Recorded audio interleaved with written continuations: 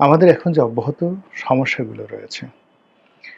এই সমস্যা মানবিকভাবে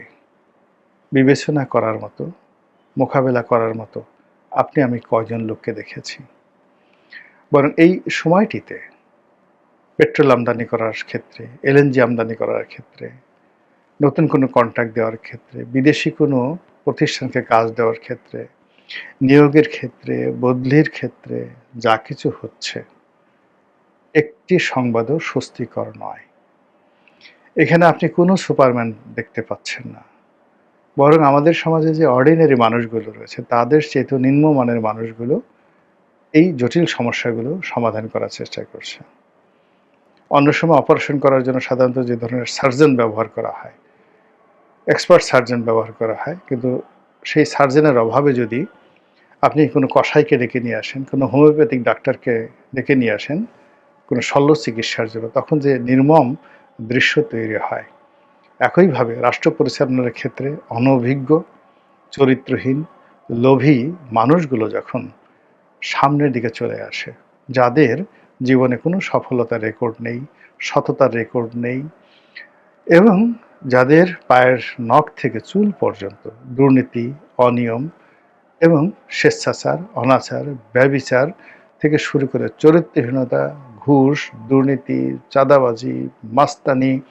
অন্যের টাকা নেওয়া থেকে শুরু করে সব অপকর্ম গিজ গিজ গিজ গিজ করছে, তাকে যদি দিয়ে আপনি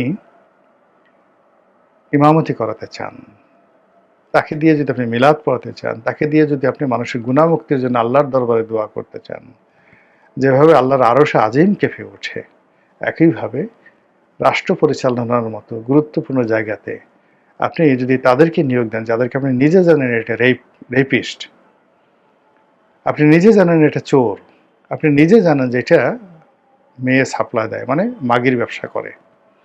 আপনি নিজে জানেন যে ওর মানে নৈতিক চরিত্র বলে কিছু নেই, হোক সে নারী কিংবা পুরুষ, ওই নারী যদি হয় যার তার সাথে বিছানায় হয়, ওর কোনো চরিত্র না। যদি পুরুষ হয়, ও যে কোনো নারী, সেটা বুয়া হোক, মোয়া হোক, হিজড়া হোক, ডাজ নট ম্যাটার, যেখানে পাবে সেখানে হাত দেবে। আর সেই লোকের হাতে আপনি রাষ্ট্র পরিচালনা করার জন্য পবিত্রতম একটি দায় দায়িত্ব যদি তুলে দিয়ে আপনি আশা করেন যে আল্লাহ রাব্বুল আলামিন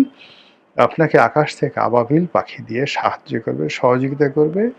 এবং আপনি ঐশী শক্তিতে বিপদ এবং বালা মুসিবত থেকে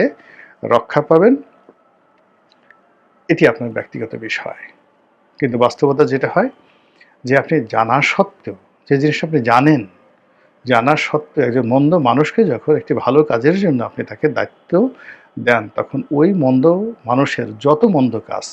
সে মন্দ কাজের দায় দায়িত্ব আপনার পথের সমস্ত নূর, সমস্ত সম্ভাবনা, নূর মানে আলো, আপনার পথের সমস্ত আলো ও নিয়ে নেয়, পুরো পথকে অন্ধকার বা জুলমাত দ্বারা ভরে দেয়। এরপর আপনার বিবেককে মানে